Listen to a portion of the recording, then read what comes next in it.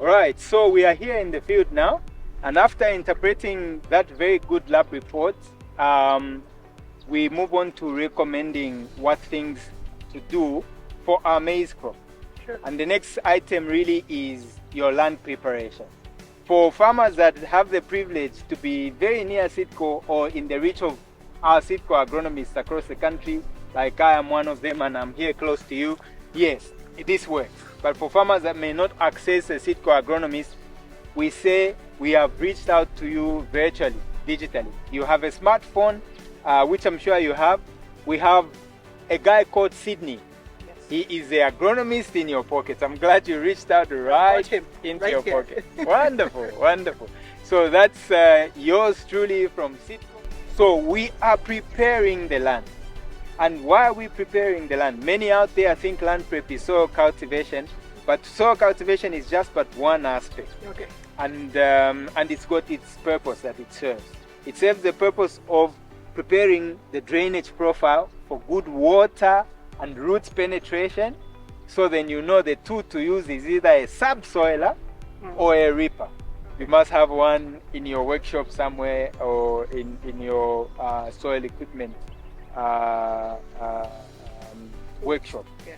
And then the next item we are doing with cultivation is seed bed preparation, where we are trying to achieve a fine tilth, which has been achieved here in these permanent beds that you have, because as you can see, our viewers, there is drip laid already on permanent beds that were established 2 years ago, according to what Mr. Malembeka, who's our field manager here, has explained to me. And these people dug deep to break the pan of physical restriction, which is part of land prep, and then they put organic matter to just improve the organic matter and the life of the soil, and then they lifted the beds, just because usually when you are laying drip tapes, raised beds is one of the things that we do, but the initial crop was actually papers that they did this for. But to maintain them permanent is one of best practices also, so that you are not disturbing all the other places that you are not planting on, and this is considered as a climate smart practice. So the land has been prepared, and on every raised bed you will avoid having clods that restrict germination of soil, and on every raised bed you have such a fine tilth, the one that will allow for very good seed to soil contact. That's very critical to allow every seed that is planted to germinate and emerge out of the soil with the energy that will send it to the big crop the size of my hand, because that's what we are looking to sell to the market. That's what's sellable. That's what's getting us the 150,000 kwacha. That number. We'll always go back there. Yes. And say, so that's the physical aspects of land prep. The chemical aspects is informed by the lab report. How's our pH, as an example? Our pH was at 6.7. It is within range, so we do not need to lime to correct from acidity to bring it up, or we do not need to bring in things like gypsum or any sulfur product to bring it down towards that 5.8, 6.5, because we are at 6.7, which is a good range. With the 6.7, we have planned to have some sulfur in the top dress fertilizers, just to quickly bring our pHs down towards the 6.5 range, which is more favorable for the yields that we are looking for. And so we've sorted out the chemical aspects. We know these beds were done with organic matter.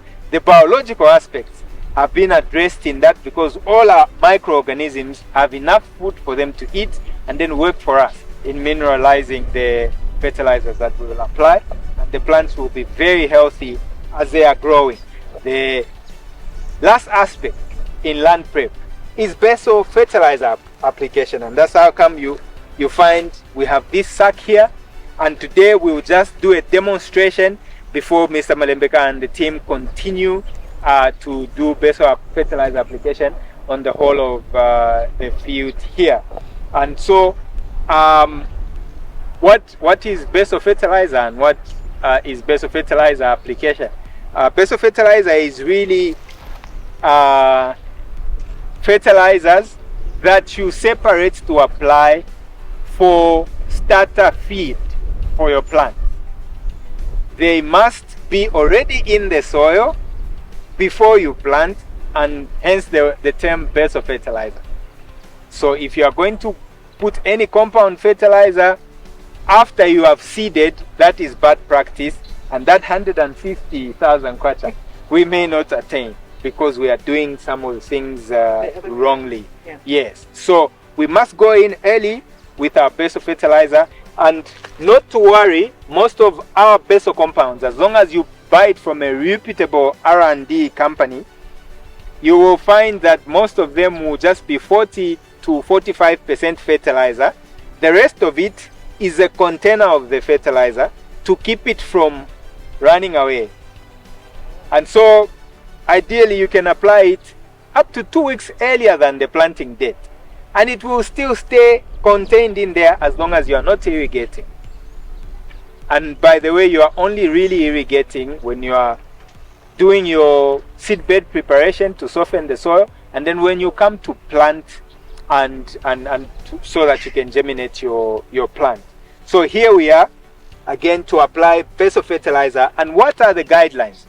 Our soil analysis report 1 is number 1 guideline, because it's showing us how much of phosphorus, potassium we have in the soil, how much of sulfur, how much of the initial elements that we need for good health of a plant, the initial elements that we need for under 5 plants to start healthily.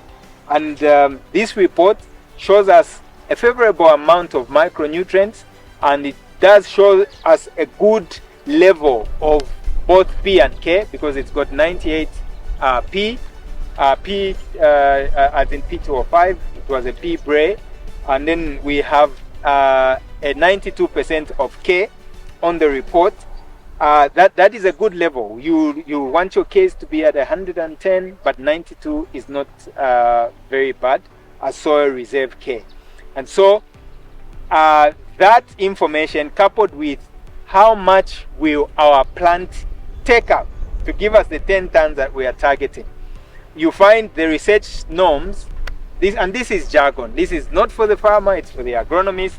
But the research norms are that every ton extraction from maize is going to uptake about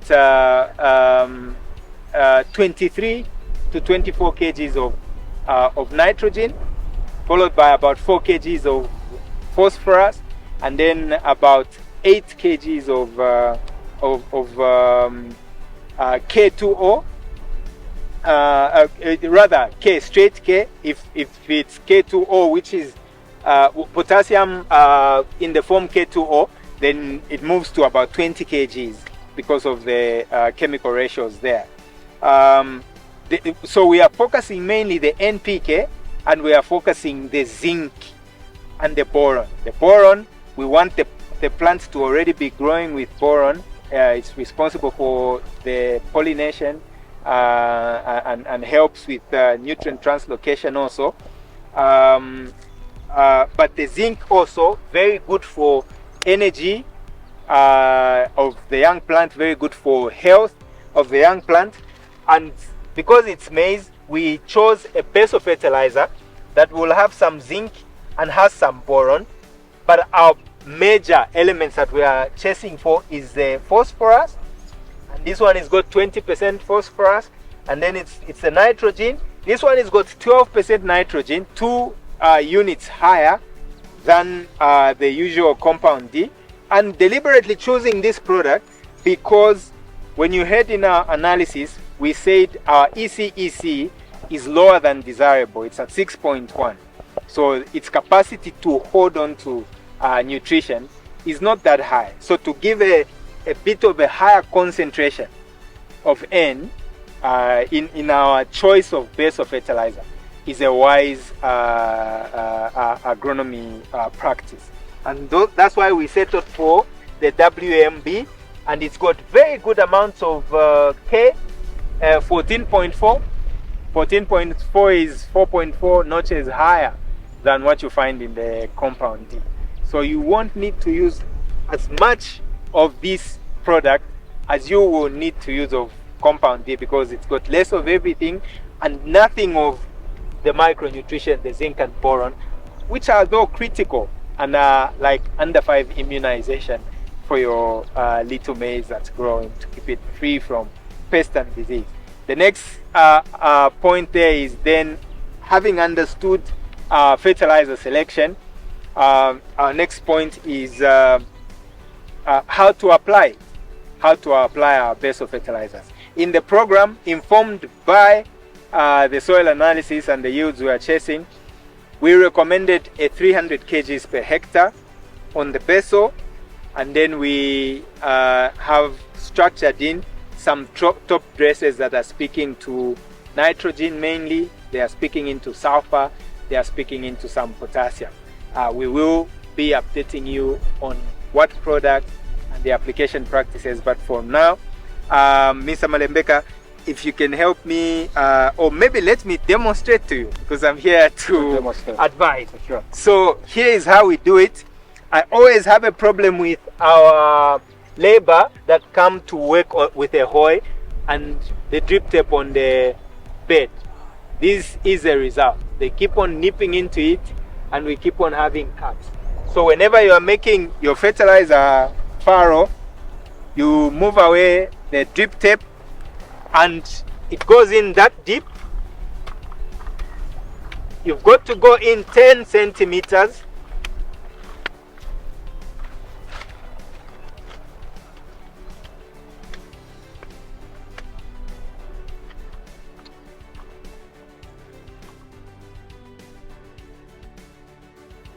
Okay, so the next step, Mr. Malembeka, Mrs. Mwamba, is application.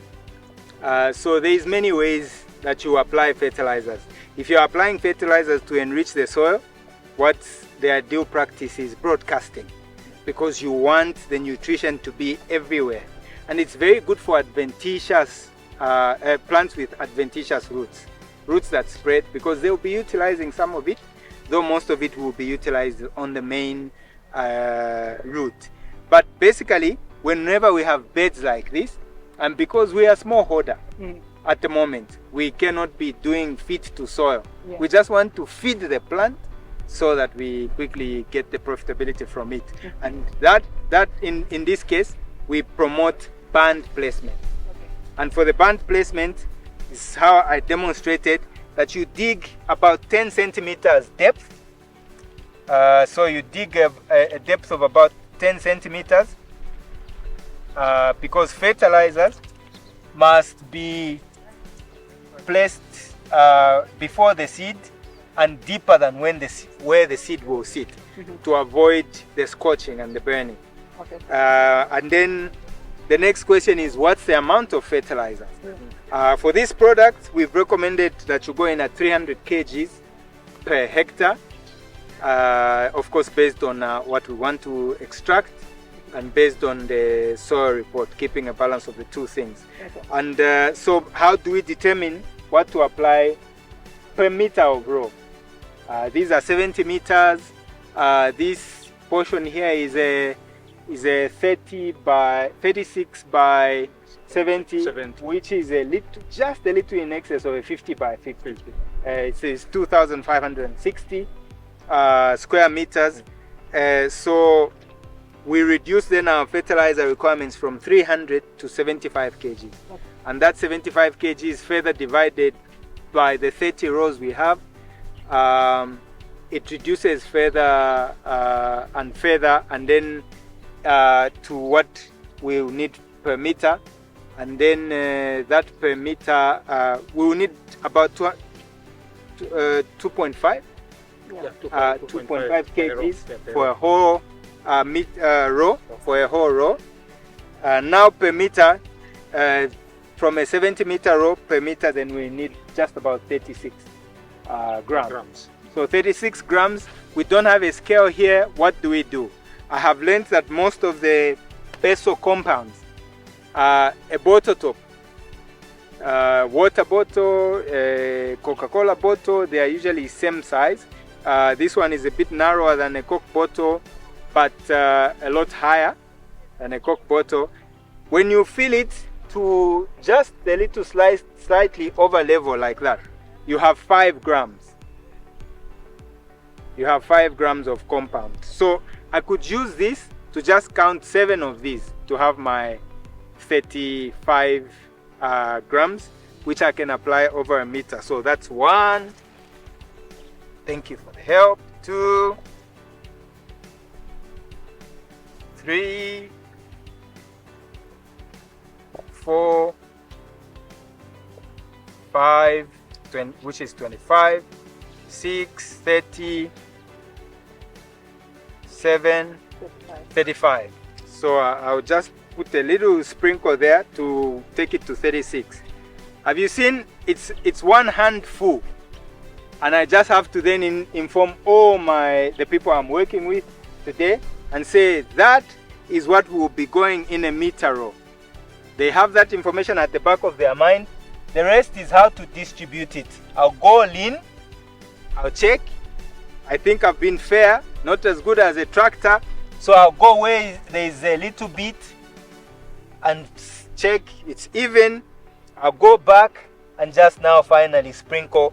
I think that is very much representative of what we are trying to achieve. So we have the right application per meter of row. The next time I may not need to measure. I will go back in the sack and come and show that that level was that. And I'll go to my next meter and I will spread exactly like that. The next time I will dip and I'll go to my next meter. There is a whole lot of ways that farmers have developed to manage such applications. So many of these bags that remain lying around, you can get the whole of this bag, tear it here and make a little bit of a sack that you hang here, and your fertilizer will be seated from there to there. Then your worker responsible will be dipping a handful and going per meter and they have calibrated their hand and are applying properly. Once we have applied like that, it's critical because of the nitrogen component that quickly runs away with increased heat units. It's critical that we cover. We cover the fertilizer for 2 important reasons: to keep the nitrogen contained in the soil, because the direct heat from the sunlight is heating it up and may cause the nitrogen to escape and go into the atmosphere. But when we bury it, we keep it safe and waiting to come and just feed our plant. The next reason is we bury to separate the fertilizer and the seed from touching, because that seed and fertilizer contact does burn the seed and may impede the seed's germination, and you will have little or less populations than what we are targeting at the end of the day. So to avoid all those issues, this is best practice, and what we are now remaining to do, Mr. Malembeka, is to just come and put the seed on top here and put a light cover, a thickness of about 3 centimeters on top. Then we are perfect.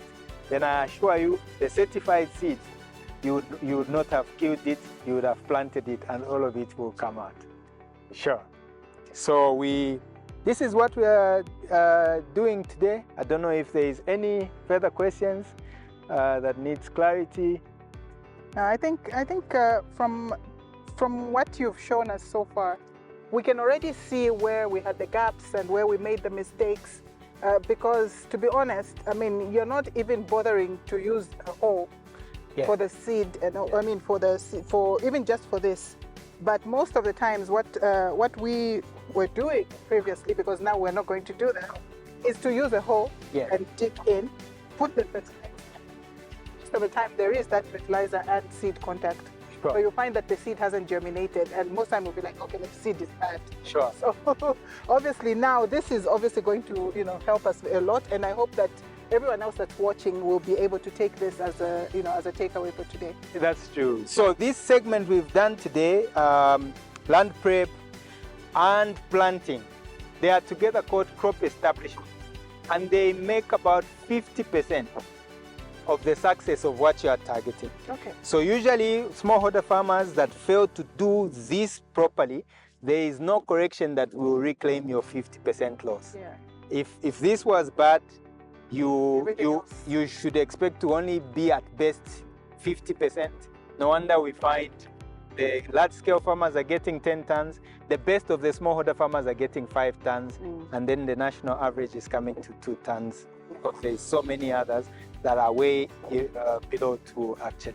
So if this is gotten right, farmers out there, we would have been 50%, we will have done half the journey complete. But please join us in the next segment, because we are talking about planting and planting practices and take us to the full 50%.